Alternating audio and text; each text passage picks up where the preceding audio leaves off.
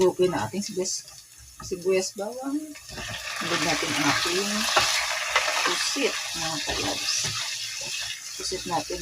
Ganyan lang karami. 100 plus. Isa lang natin siya, mga kalabs. May ilago natin. Ayan.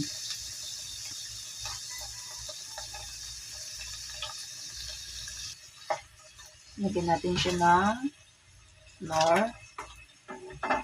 Tapos, paminta.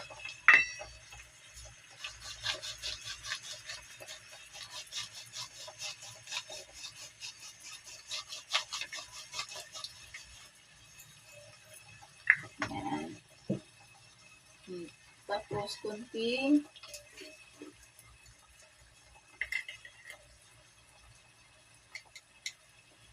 chin.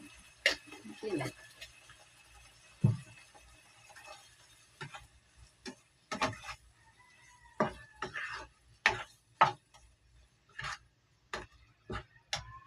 So, ganyan lang muna mga kalabs. Isang kutsa lang muna natin ang ating pusit para magkalasa hanggang loob. Ating nilagay ng seasoning.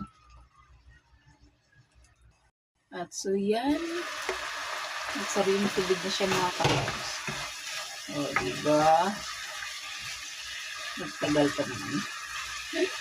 Bago natin lagyan natin bigas sa ingredients natin. So, tanghon. So, hindi ko muna siya nilagyan ng tubig. Dahil hindi ko nang sitangan na ako.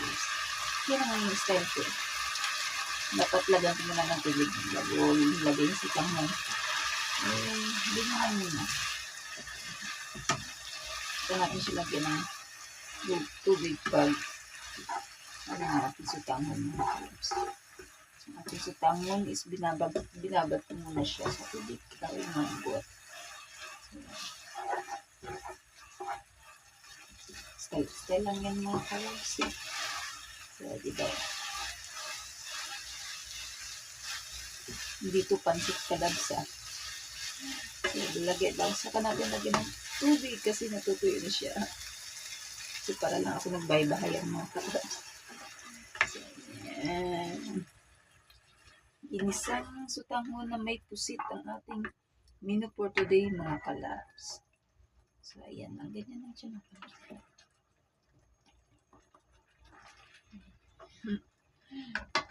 Lagyan natin ng tubig kasi kung sure ano yan absorb hindi pa luto yung ating noodles. So, damihan natin ng tubig at kaya natin siyang kumulo. So, okay na muna yan sa ngayon. Papakulit lang muna natin siya. Tatakpan natin para mambot agad, diba? Managad. At so, ayan, kulong-kulo na siya. Check natin mga kalabs.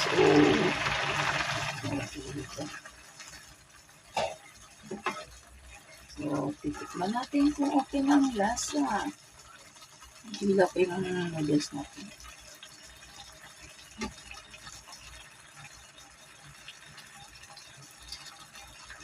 Oh, so yummy. Saktong-sakto. Dagdagan natin konting tubig. Ano siya? Ano yung baso. Ang siya mga kalabs. Buti ganun ano. Mapamiswa, mapapansit, mapanton. Ano sa tubig. Matakaw sa tubig. Nag-absorb talaga siya ng tubig. Yan na. So, mag-additional tayo ng seasoning kasi lagyan natin ng isang basong tubig.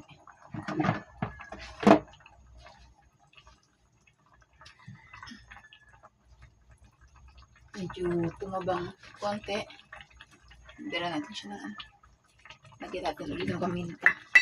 Ganyan lang natin yung sahog ng kalabs. Wala na ano, may mas ano sa ito, daon sibuyas. Sana ito may ano, para may kulay konti yung ating niluto. Kaso wala tayong daon sibuyas. Ganyan na lang siya. Yan yung simpleng luto lang mga kalabs ang aming ulam ng aking labs. Ganyan lang. Hindi ko sure kung ganito ba ang tamang ang tamang pagluluto sa pusit na may sutanghon. So, version ko to kalabs eh. Ito yung pamamaraan ko eh.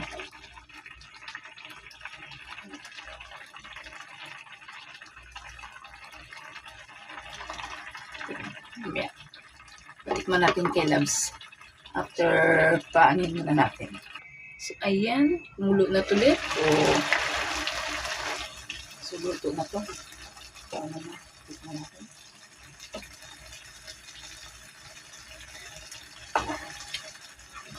Sa akin, okay na lasa. Pero patikman natin sa Labs ko kasi ang Labs ko magaling magluto talaga. So, nagustuhan ko lang magluto ng ganito kaya ako magluto. Sa menu ng gusto ko. Labs. Patikman, Labs. Patikman. Tikman mo yan. Okay na ba lasa? Okay na yung sabaw. Ano yun? Ako matuyo pa. Tayin ko na. Tutuyo yun sa tango.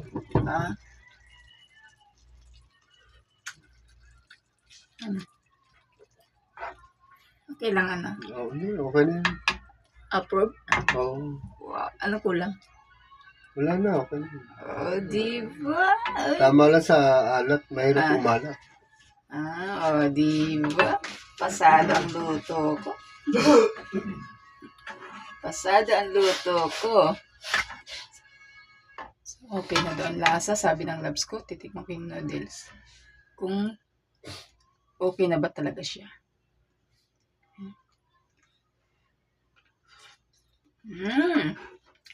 Sakto ang lambot. Pero pa natutuyo ata siya eh. Okay na yan. Dagdag na ako maya pag ano. So, ayan. Pagkatapos mga kalabs natin magluto, i-prepare natin ang baon ng aking labs. So, ayan. Ito na po yung niluto natin mga kalabs. So, ayan ang ating pusit na may sutanghon. So, ayan. Magano na siya. Medyo natuyan pero okay lang din siya. O, diba? Hindi siya makukuha. Yan. Nilagyan ko ng plastic yung baon na ng labs kasi para hindi siya matapon mga kalabs pag maano ang kanyang baunan. Hindi kakalat sa kanyang bag. So, ayan. Lagyan natin 3 pusit. Kanyang baon.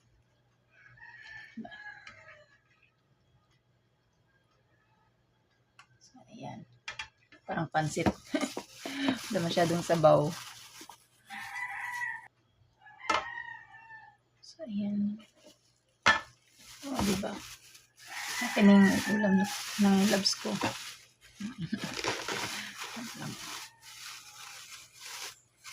Ganyan lang ginagawa natin sa araw-araw ng kanyang pagbabaon mga kalabs. So, ayan. And then, napatong natin yung kutsara sa ibabaw. Bago natin takpan. Ganyan yung baon niya. Lalagyan natin sa bag. At gagawa ako ng baon din ng labs ko. Pang merienda. So, ang kanyang tinapay, lalagyan natin siya ng palaman. White kiso. Hindi ko alam kung bakit white kiso tawag dito. Para may gatas daw ata to. Favorite ng labs ko, cheese eh. Mga ganito. Yan, favorite niya sa kanyang baon sa tinapay. At saka egg. Na ganyan pa naman ang gusto niyan. So, ganyan lang ang lalagay natin sa plastic. Ito yung merienda niya sa depende kung alas 10 or alas 3. Depende kung umaga o hapon niya kainin. Basta may merienda siya. So, ayan. Yan ang kanyang tinapay. Ito yung kanyang healthy bread kasi ito. Kaya ito yung gusto niya sa tinapay. Tasty.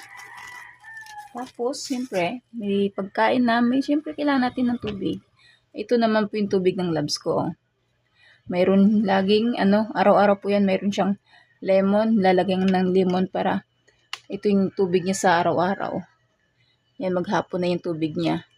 Nilalagyan natin ng lemon para healthy ang kanyang iniinom sa araw-araw, mga kalabs. So, ayan. Diba? Yan. Maghapon na itong tubig yan. Minsan kinukulang pa. Kasi sobrang init kasi ngayon, mga kalabs. Kailangan uminom ng uminom. Tapos nilagyan ko rin ng yelo sa loob para malamig. May lemon. Tapos may malamig. Kumbaga, water tea. Water tea. So, ayan. Maghapon na yan. Malamig ang tubig niya, mga kalabs. So, ito. May palaman na rin siya.